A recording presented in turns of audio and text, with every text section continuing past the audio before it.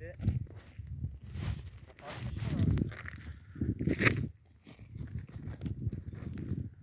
Doğa dostları. Kalama çıktı. Aldı gitti. Sıkıntı yok.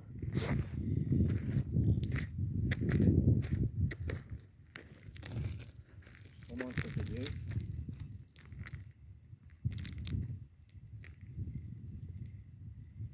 İnşallah şuna bakmaz. Solda bak balık. Balık şunun solda da. Sen gel gitme gel bu tarafa gel. Geldi bu tarafa geldi gel. Balık bu tarafa geldi gel. Kepçeyi getireyim ustam. Çok kısma biraz yorulsun.